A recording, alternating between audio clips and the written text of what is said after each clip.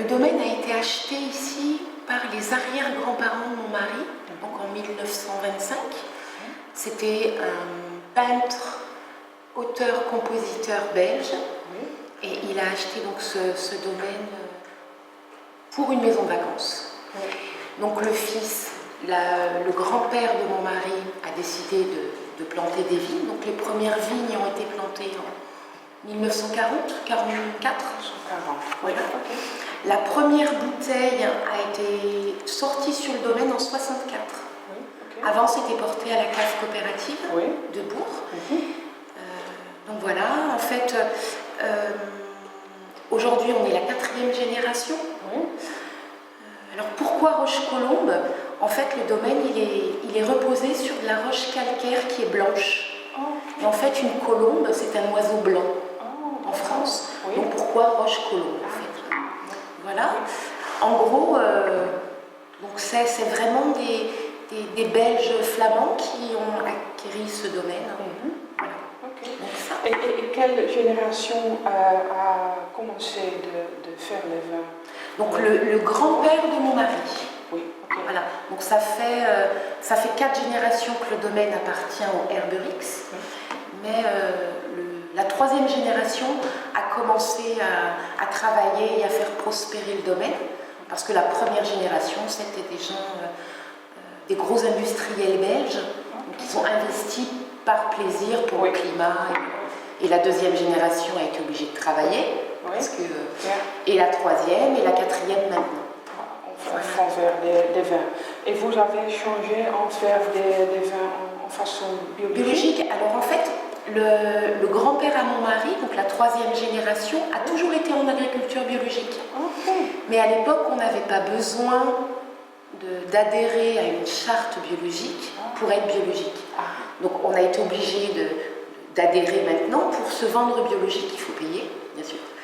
Une certification, donc voilà. Donc on est en agriculture biologique depuis 2007. Donc ça fait depuis 2004, puisqu'on a 3 ans de conversion. Voilà. Mais bon, ça a toujours été une philosophie. Et je pense que même nos enfants, on a 4 enfants, donc je pense qu'ils sont bien conditionnés aussi. Et, voilà. Donc en fait, l'agriculture biologique, c'est pas de pesticides, pas de désherbants. Donc dans les vignes, c'est une intervention plutôt mécanique, travail du sol. C'est plus de la surveillance, parce qu'on n'a pas en agriculture biologique, il n'y a pas de moyens curatifs. Quand il y a une maladie, c'est terminé. C'est que de la prévention. Donc ça, c'est la partie viticole. Et en cave, en fait, en agriculture biologique, il y a une charte qu'il faut respecter, avec des produits qu'on a le droit d'utiliser, d'autres pas. Nous, en plus, on est NOP, donc c'est l'agriculture biologique, mais reconnue par les États-Unis. Depuis 2014, on est NOP.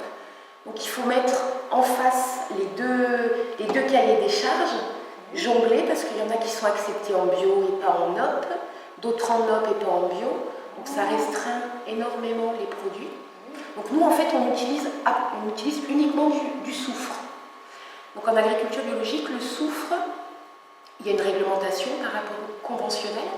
Donc on est, nous, sur le Côte-du-Rhône village Fut-de-Chêne, on doit être à 25 de SO2 total par bouteille, alors que la législation, elle est à 130, 140.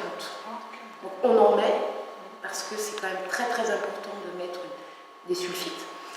Mon grand-père disait, la seule chose que l'on peut faire de naturel avec du raisin, c'est du vinaigre.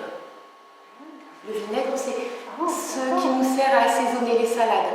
C'est quelque chose qui est complètement acétate, c'est plus du vin. Mais à la base, c'était un vin qui n'était pas consommable. Donc le SO2, en fait, évite en gros à ce que le vin il devienne plus vin. Donc il faut en mettre. Voilà. Et on en met des doses homéopathiques. Bien, ok, je comprends. Et vous faites des vins différents, en différentes cuves?